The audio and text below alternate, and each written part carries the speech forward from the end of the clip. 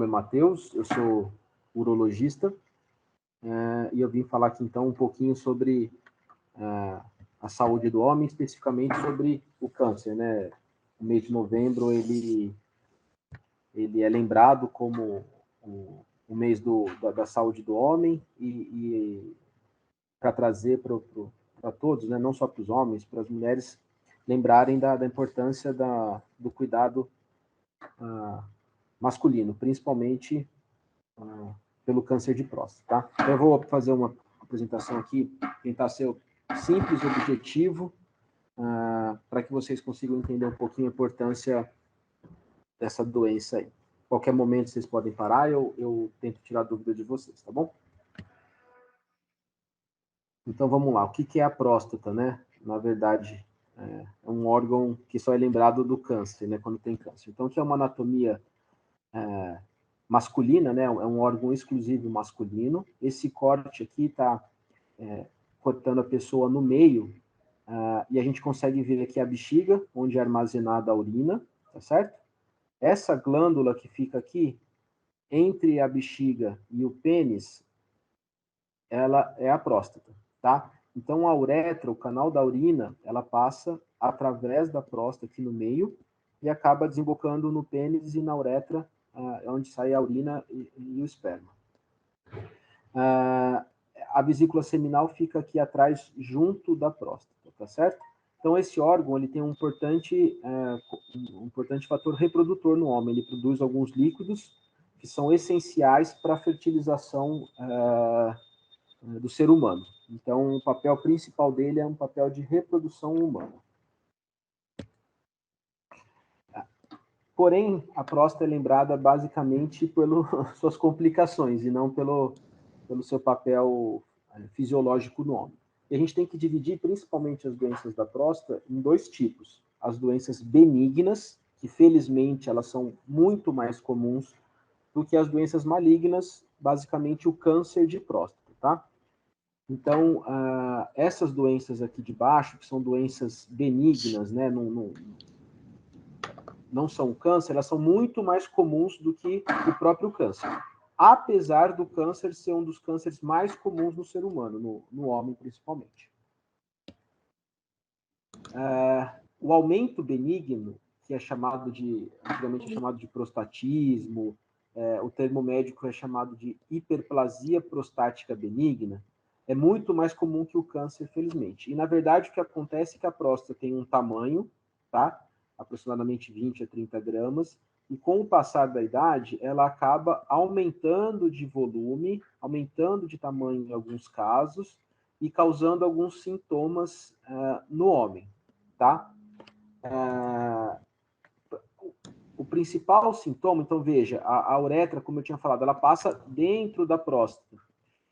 Quando existe esse aumento da próstata, ela dificulta a passagem da urina. Então, um dos principais sintomas que os pacientes queixam é dificuldade de urinar, o jato ficou mais fino, mais fraco, às vezes a pessoa levanta muito à noite para ir ao banheiro, mais de 2, 3 vezes. Às vezes tem aquela sensação de que vai ao banheiro e não consegue esvaziar completamente a bexiga. Então, esses são sintomas que caracterizam alguma obstrução embaixo da bexiga, principalmente o aumento da próstata, certo? E esse aumento benigno, ele tem um tratamento diferente do câncer, tá? Aqui a gente está falando de doença benigna. Existem algumas medicações que a gente passa, que elas ajudam a diminuir o tamanho da próstata e aumentar o fluxo. E existe o tratamento cirúrgico, que é feito, o mais comum, né, pelo canal da urina. Então, você acaba... imagina que aqui a próstata, imagina que é um pão francês, você acaba fazendo uma cirurgia que resseca o miolo da próstata, tá vendo? Ele aumenta aqui o diâmetro e a passagem da urina, tá? Então, esse é um tipo de cirurgia para aumento da próstata. Veja que ela não tira toda a próstata, não tira a cápsula, a parte mais externa. Isso é importante para entender a parte do câncer, tá? Vamos lá. E aí, o que é o câncer de próstata? Na verdade, qualquer tipo de câncer, independente dele qual seja, é um crescimento anormal das células. Então, as células são bem definidas no ser humano. Quando alguma delas acaba se proliferando indiscriminadamente, isso pode gerar um câncer, tá? Ele é mais comum em homens a partir da sexta década de vida, tá? É um tumor que tem grande espectro, ou seja, existem tumores mais bonzinhos, digamos assim. Ele é um câncer, mas é um câncer mais bonzinho. E existem os cânceres de próstata mais agressivos, tá? Isso daí, alguns detalhes de exames e tal que vão determinar. De qualquer maneira, independente de qual seja a gravidade, quando é detectável no começo, a chance de cura ultrapassa 90%, chega até 95% dos casos. Então, isso é um fator importante para a gente determinar o tratamento. Obviamente que, assim como todos os cânceres, por natureza, o câncer, quando não tratado, independente dele, ele começa a espalhar, dar metástase, e, basicamente, o câncer de próstata, os sítios de metástase mais comuns são o osso e os linfonodos ali perto dele, tá? Qual que é a importância, né, da gente falar sobre o câncer de próstata? Bom, veja aqui, nesse slide, que o câncer de próstata é o câncer mais comum no mundo. Em homens, obviamente. Ele só perde para um tipo de câncer de pele no ser humano, que é um câncer pouco agressivo, não um melanoma, é um outro tipo de câncer. Então, assim, disparadamente, veja aqui, mais de 4 vezes o número de cânceres de, por exemplo, pulmão, que é o segundo câncer mais detectado aqui para a gente, tá? Aqui uma distribuição no Brasil, geograficamente, mostrando a incidência de câncer de próstata. Talvez no Brasil era para ser homogêneo, né? Todos os estados a gente tem um número parecido de câncer de próstata. Mas você veja que na parte sul e sudeste tem são mais casos aqui. Você vê que 50% a 80%, 80 para cada 100 mil habitantes. Isso talvez indique que nesses estados o homem se cuida mais, ou tem mais acesso à saúde e detecta mais. Não é porque aqui o Pará, perdão, tem só 3 a 22, é que tem menos homens com câncer lá. Talvez a gente não esteja fazendo o diagnóstico nesse estado, ou porque os homens não procuram, ou porque o sistema de saúde não oferece ajuda lá, tá? Aqui mais ou menos a mesma coisa. Aqui, na verdade, para você ver, apesar do câncer de próstata ser um câncer muito prevalente, aqui é a mortalidade, né? Quantos morrem de câncer de próstata? Você vê que o tumor de pulmão é muito mais letal do que o tumor de próstata. Quando você vai ver aqui a próstata, ele fica lá para quinto, sexto, ou seja, você vê que é um tumor. Então, a gente ainda não sabe perfeitamente qual é a causa, né? Qual é o motivo. A gente sabe os fatores de risco. Obviamente que a idade é o principal, extremamente raro câncer de próstata abaixo de 30 anos. Com 40 já começa a aumentar a incidência e a partir de 60 essa curva aumenta até o final da vida. A dieta, né, os países do Oriente, Japão, existe um grau menor de câncer de próstata comparado com os Estados Unidos, os países do Ocidente, então talvez isso possa determinar um fator de risco. A história familiar também é muito importante. Pacientes que têm câncer de próstata, principalmente de primeiro grau, pai e irmão, primeiro e segundo grau, pai e irmão, quando eles têm câncer de próstata com idade precoce, 50, 60 anos, esse é um fator de risco para se desenvolver o câncer de próstata. A testosterona, antigamente, a gente tinha a ideia que poderia ser um fator de risco, mas não é fator de risco para câncer de próstata. Como eu falei, quanto mais velha a pessoa, maior o risco de desenvolver o câncer. E você veja aqui, essa é uma curva de ano, né? Você vê que a população mundial brasileira está aumentando, e com isso a gente vê que o diagnóstico de câncer de próstata vai aumentar porque a população vai envelhecer e a gente vai conseguir fazer mais diagnósticos de câncer, tá? Como eu falei aqui, a incidência geográfica, os países do Oriente têm menos casos comparado com os países ocidentais. E talvez, como eu falei, a dieta seja um papel importante nesses casos de câncer. Parente, como eu falei também, aumenta quando você tem um parente com câncer de próstata, esse risco aumenta 2 vezes, e quando você tem mais de um parente, aumenta para 3 vezes. A pergunta que se deve fazer é se existe algum tipo de prevenção. Antigamente se falava muito do tomate, selênio, vitamina E, mas a gente já conseguiu, através de estudos bem feitos, que não existe uma vantagem com relação a essas alimentações. E como que a gente acaba desenvolvendo e por que é importante o rastreio e a prevenção do câncer? Porque, basicamente, não existe sintoma nas fases iniciais, quando se tem o câncer de próstata. Lembra que eu falei que existem 2 doenças diferentes, que é o quadro benigno, que é o aumento da próstata.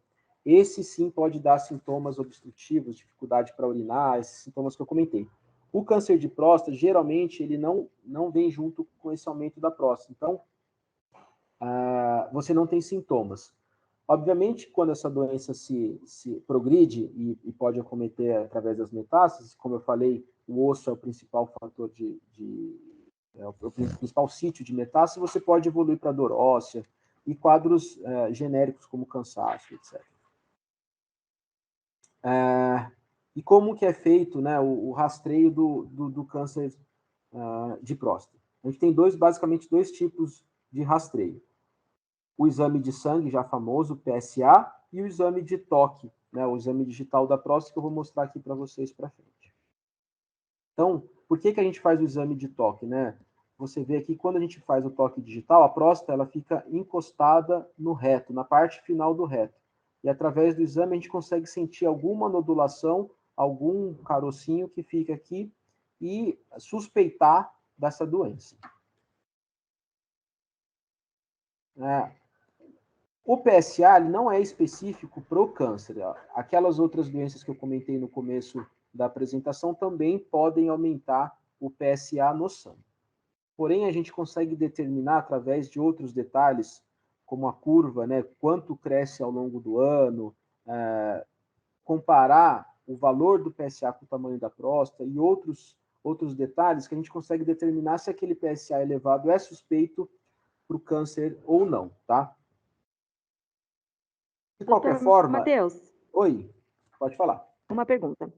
Um exame complementa o outro ou com apenas um resultado a gente já consegue ter certezas desse tumor? Desse aumento? Perfeito. Boa pergunta. Nenhum dos dois, eles dão o diagnóstico de câncer, tá? Eles geram uma suspeita para que a gente possa fazer o próximo exame, que seria a biópsia. Porém, um exame complementa o outro. E por que eu falo isso? Em até 30% dos casos de câncer, o PSA não se eleva. Então, você faz o exame digital da próstata, você sente um nódulo, acha que é suspeito. Quando você vai fazer o PSA, em 30% dos casos, o PSA pode estar normal. Então, você indica a biópsia de próstata, que esse sim vai determinar se tem o câncer ou não, pelo exame de toque, e não pelo PSA. O exame de biópsia ele é feito também através do reto, né, do ânus, e ele tira alguns fragmentos da próstata, aleatoriamente, e analisa no microscópio para ver se tem se existe o câncer ou não. E a gente faz justamente ou quando você sente o toque alterado, ou quando o PSA está elevado. O PSA é um exame que detecta mais, tá? Então, assim, é mais fácil você fazer um exame de PSA e ele está alterado, aí você vai fazer o toque e não tem nada e tem o câncer, do que fazer o exame do toque e o PSA está normal. Porém, em 30%, 1/3 dos casos, isso não acontece. Então, é importante fazer o exame do toque. Deu para entender? Consegui responder? Sim, obrigado, doutor.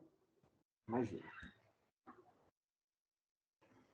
Então, assim, você fez o paciente veio com você no consultório, você pediu o exame, o do PSA, fez o toque, suspeitou da lesão, né?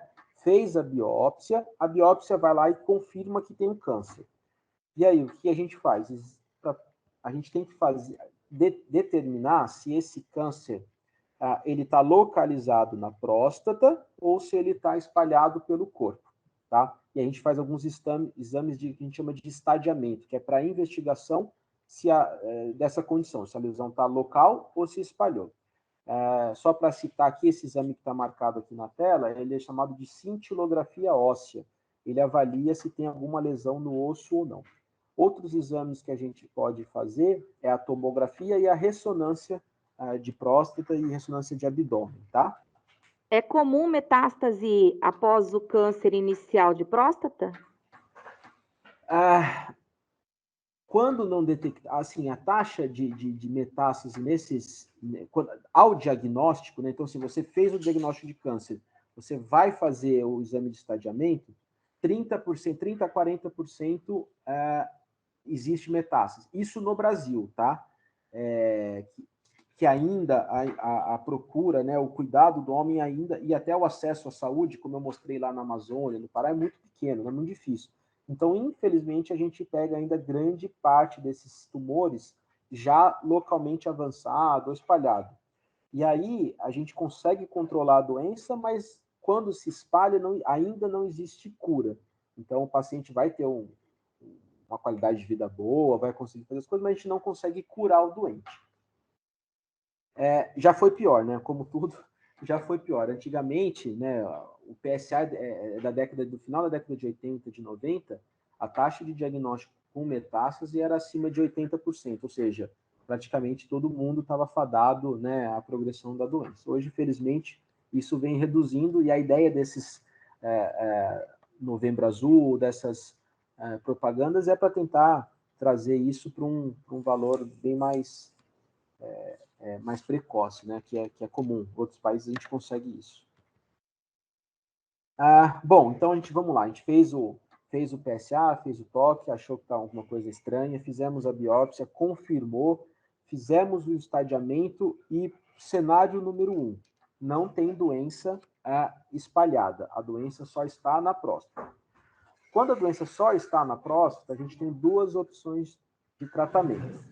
Na verdade, tem 3, tá? Eu vou citar isso daqui. Quando o tumor é muito no começo, tá? Quando ele é muito precoce, muito pequenininho, a gente pode até fazer um segmento da doença. Então, assim, a gente sabe que a pessoa está com câncer, mas a gente opta por não fazer nenhum tratamento. Por quê? O tratamento tem consequência, né? Você vai acabar fazendo uma cirurgia ou radioterapia e isso pode prejudicar a qualidade de vida. Como a gente sabe que esses tumores pequenininhos, bem precoces, eles não costumam evoluir rápido, não costumam dar metástase, a gente pode deixar ele sob observação. Então, a cada 5 meses, 6 meses, o paciente vai ao médico e a gente analisa de novo, faz exames. Quando a gente percebe que essa doença começou a ficar um pouquinho mais agressiva, a gente opta por tratamento, tá? E aí o tratamento, basicamente, né, curativo, a gente tem 2 tipos.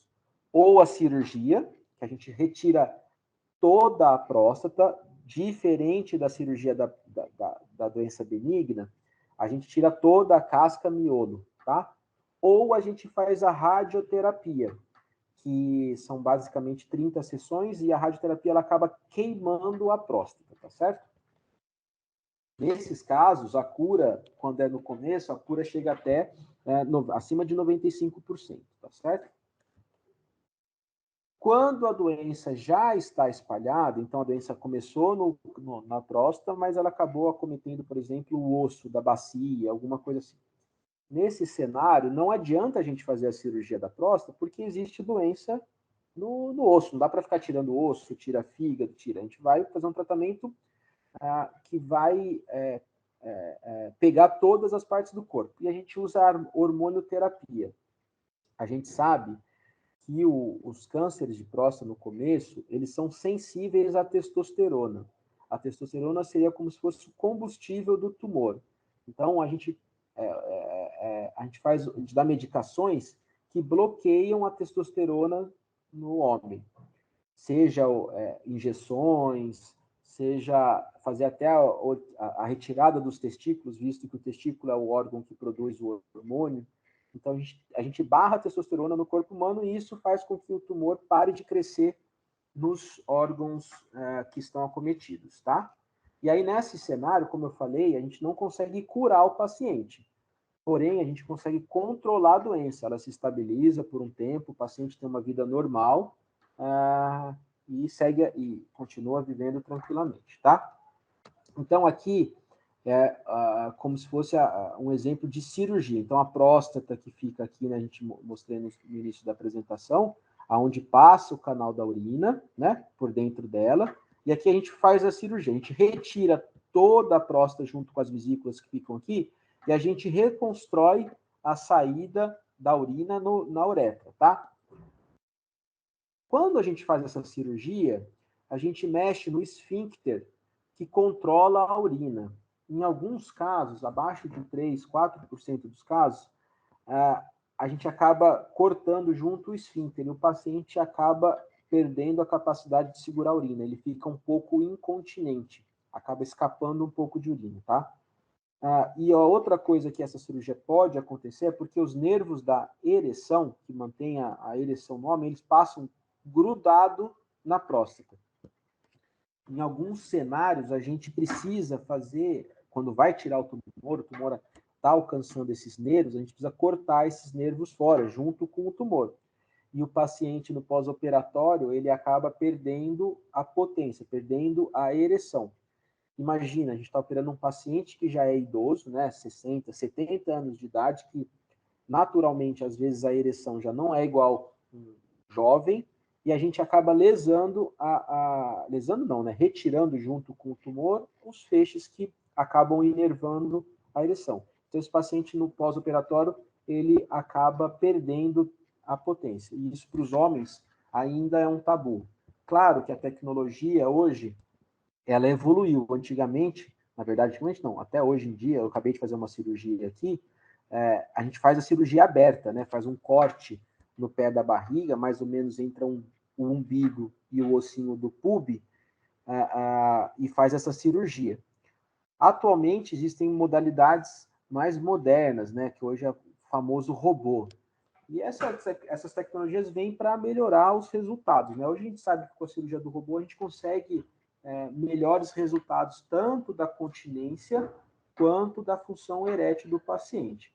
Em questão de cirurgia, né, de cura, as taxas são iguais, né? Tanto o paciente que faz a cirurgia convencional aberta, quanto o paciente que faz a cirurgia robótica, a taxa de cura é igual. Talvez essa taxa de complicações do pós-operatório seja melhor com as cirurgias mais modernas, tá? E aqui o tratamento da radioterapia que eu falei, é um equipamento grande, eles marcam ali a região da próstata e depois fazem, geralmente são 28 a 30 sessões de radioterapia que acaba atuando ali na próstata, né? A próstata fica, mas ela acaba perdendo a função, tá? E no câncer, quando já tem a metástase? Então, esses pontinhos vermelhos são metástases. Veja que tem metástase na bacia, na coluna, na costela, no crânio. A gente faz esse bloqueio hormonal masculino, existem várias medicações, ou a cirurgia de castração, que a gente fala que é tirar os testículos, né? E eles bloqueiam o hormônio masculino testosterona. Quando se fala em metástase, né? Quando fala câncer, a gente já fica preocupado, né? Já fadado à morte, o paciente vai morrer de câncer, etc. Quando fala em metástase, então, né, as pessoas choram, né? Hoje em dia, o câncer de próstata, existe uma gama muito grande de tratamento. Como esses pacientes acometidos são pacientes já idosos, 70 anos, 60 anos, 70, geralmente esses pacientes acabam falecendo depois de algum tempo de outros problemas de saúde. Às vezes o paciente infarta, tem AVC, pneumonia, porque hoje a gente consegue controlar muito bem o câncer de próstata. Então o paciente faz o diagnóstico, opera, aí a doença volta depois de um tempo, a gente acaba usando os hormônios, depois a doença volta de novo, a gente tem quimioterapia, tem um monte de coisa até que essa doença progrida para a letalidade. Então hoje em dia, felizmente, o avanço no tratamento do câncer de próstata é muito grande. Morrer de câncer de próstata hoje, ou a doença é muito grave, que ainda pode acontecer, ou o paciente não se cuidou nesse período. Aqui eu comentei com vocês, né, os tipos de tratamento, a perda de ereção, a incontinência, tá? E a cura, aqui esse gráfico está desatualizado, tá? É muito mais do que 75%, chega até a 90% no tratamento. Veja, quando a doença já está avançada, não existe chance de cura. Então, basicamente, né, quem que deve procurar? Essa acho que é a pergunta que, né, todo mundo quer saber, o que eu devo fazer, com quantos anos. As grandes associações urológicas, tanto a brasileira quanto as internacionais, americana, europeia, a gente indica fazer a investigação, tanto o toque quanto o exame de PSA, quando o paciente atinge 50 anos. Exceção essa é quando o paciente tem 45 anos e tem história na família. Por exemplo, o pai teve câncer, vou até falar porque é o meu caso, tá? O meu avô faleceu de câncer de próstata nos anos 90, com quase 60 anos, ele era muito novo. O meu pai diagnosticou um câncer de próstata com agora 62 anos e operou, felizmente está bem. Então, assim, eu sou a pessoa que vou começar com 45 anos, porque a minha família toda teve câncer de próstata. Os pacientes negros também devem fazer o início do rastreio com 45. Primeiro, porque é mais incidente nessa população, e segundo, que às vezes o tumor pode ser um pouco mais agressivo, tá? Eu acho que é isso que eu tinha para falar para vocês. Eu tenho uma duvidazinha. A gente, como médico, pode pedir só o PSA sérico total? Ou aquele total livre é importante? E aí, como que a gente avalia? Deixa eu descompartilhar aqui para mostrar para você aqui. Eu acho que eu entrei tarde, não sei se você falou sobre isso. Não comentei. Acho que era muito específico. Você é colega? Eu sou colega. Mas eu já esqueci. Então, eu fico só nesse, tá abaixo de 4 e eu tô de boa, entendeu? Eu acabei citando no começo.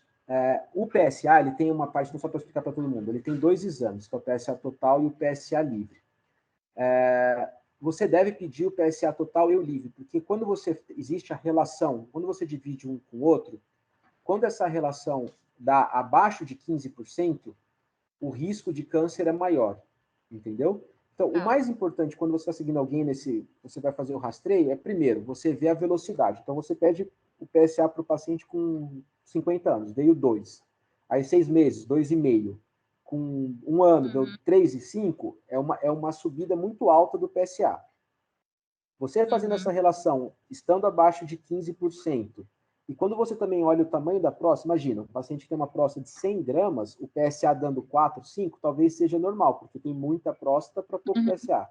Mas quando você faz um PSA, a próstata deu 15 gramas, ele tem 4 de PSA, é um PSA que está muito alto para pouca próstata. Então, essas 3 indicações, a subida do PSA, a relação, e a gente chama de densidade, juntos, ela consegue caracterizar melhor do que você pegar um PSA total de 3 e achar que está normal. Às vezes esse 3 era meio há 1 ano atrás e você está comendo bola. Então, vale a pena pedir, nesses casos que tem essa subida, um ultrassom, então, de próstata, para avaliar melhor o tamanho e relação. Você provavelmente não faz o exame de toque. O urologista, como faz o exame de toque, ele consegue ver o tamanho. Ele consegue ver trabalho, eu tô de... No socorro ainda rolava, mas aqui na medicina do trabalho eu vou levar um processo. É que a gente consegue, através do exame de toque, ter mais ou menos a ideia do tamanho. Então, a gente não costuma pedir para todo mundo, mas é uma opção. E outra coisa, é importante sempre pedir um exame de urina, porque se o paciente está com uma infecção de urina, o PSA sobe. E aí você vai indicar uma biópsia, por exemplo, o PSA está 5, mas ele está com infecção. Quando você trata a infecção, esse PSA volta para 1 e está normal, entendeu? Não, a gente pegou uma prostatite aqui. Tava 80 o PSA. Para alguém que passa desapercebido, quando você pega um PSA de 80, você acha que o paciente já tem metástase, e na verdade ele está com uma infecção. Você tratou a prostatite e volta para o número normal lá, será 3, 2, entendeu? Tá bom. Então tá bom. E aí, essa divisão fica total sobre livre ou livre sobre total? Eu não lembro. É livre sobre total. Tá bom. Geralmente, quando você pede, o laboratório já acaba encaminhando para você manda, a né? relação. Eles Já mandam. divide, já. Mas é que eu gosto de ouvindo, é melhor para guardar. Claro, Obrigada. claro. Imagina. Mais alguma dúvida, pessoal? Quem quer fazer alguma pergunta aí?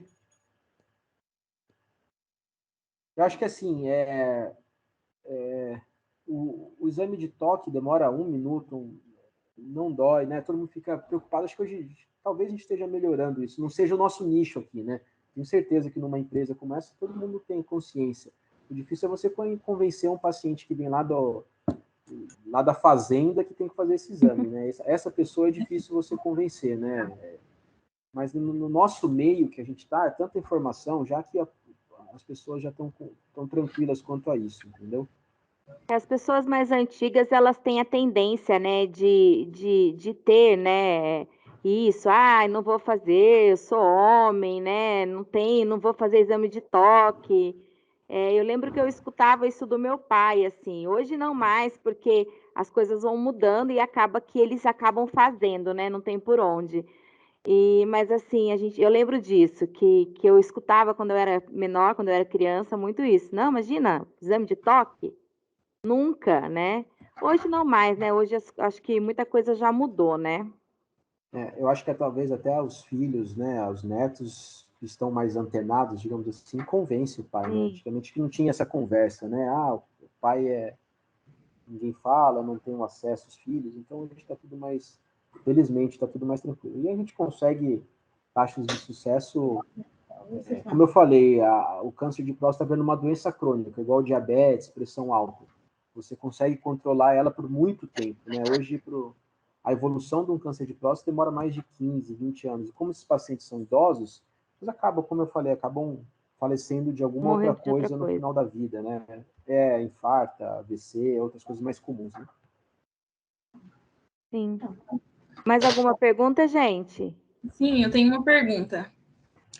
Doutor, os jovens, no caso homens, que enquanto jovem toma testosterona, às vezes para treinar tal, quando fica velho, tem maior predisposição a ter o câncer de próstata? Já que a testosterona é o combustível da próstata? Ela é o combustível da próstata. Boa pergunta. Ela é o combustível da próstata, mas ela não é o iniciador da próstata. Ele não é como se fosse a faísca para começar, entendeu? Uhum. Quem usa testosterona, acho que principalmente os jovens, a principal coisa que eu vou falar para vocês é que quem usa testosterona fica infértil.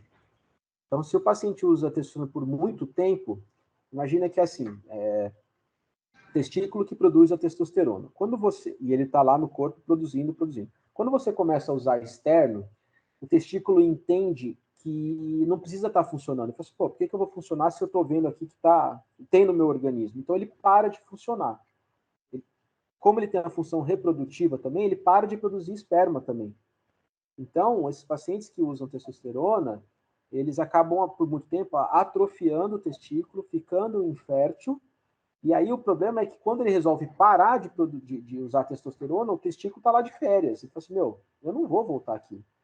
Então, pacientes que usam por muito tempo testosterona, na hora que para a testosterona, por algum motivo, decisão, esses pacientes eles demoram para voltar a produzir endogenamente, né? Produzir o próprio organismo de testosterona. E aí ele perde a libido, perde a massa muscular, e assim, é um ciclo, talvez seja uma das coisas mais difíceis de tratar no consultório, é quem usa anabolizante por fora. Porque se usar por muito tempo, para voltar a funcionar é muito complicado. Mas de qualquer maneira, ele não tem maior risco de ter câncer tanto de próstata quanto de testículo. Não existe essa associação. Ah, perfeito. Super claro, entendi.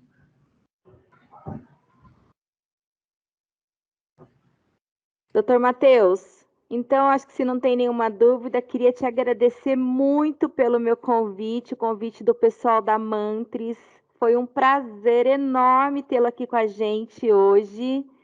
Muito, muito, muito obrigado. Sucesso sempre na sua carreira. Você é um excelente profissional, já te conheço faz algum tempo. Te agradeço mesmo de coração por ter aceitado esse convite, viu? Eu que agradeço, Aline. É um prazer. Sempre que puder, pode me convidar. Eu gosto de falar não só sobre isso. Acho que novembro é para lembrar, mas todo mês do ano você pode ir no urologista, né? A urologia é uma especialidade que tem muita doença, né? Pedra no rim, mulher tem que ir também, pedra no rim, fimose, vasectomia, tudo isso é o urologista que acaba cuidando, né? E o câncer de próstata é o mais prevalente, mas tem câncer de bexiga, tem câncer de rim, tudo isso tem que ser investigado e eu acho que esses convites para conversar, eu fico muito feliz que eu posso tentar esclarecer um pouquinho, tirar mito e deixar vocês mais tranquilos, né? Preocupados, mas mais tranquilos quanto a isso. Muito obrigada. Pode ter certeza que você abriu agora umas portas enormes para o pessoal de treinamento. E Sim, eu vou passar nós estamos atentos aqui. Vou passar o contato para elas. E aí a gente vai marcando outros, com certeza. Vai ser um prazer enorme. Eu ainda tenho o privilégio de cuidar de criança. Eu sou uropediatra também por formação. Então, eu cuido dos bebezinhos também. Então, assim, a urologia está em toda a parte, todas as etapas da vida. Então, com certeza. É um prazer aqui falar com vocês. Mais uma vez, muito obrigada. Viu, doutor? Tchau, bom feriado para vocês, viu? Rico o conteúdo. Muito obrigada. Muito bom. Tchau, prazer. Muito obrigada pela apresentação. Foi muito bom para nós, né? Para o conteúdo, para a orientação, para a explanação das situações, viu? Agradecemos muito a presença de você. Conte conosco sempre que for preciso também, tá? Muito obrigada por ter agregado. Tchau, gente. Obrigado. Tchau, doutor. Obrigada. Mais uma vez, obrigada. Tchau, pessoal. Valeu. Tchau. Tchau. Obrigada.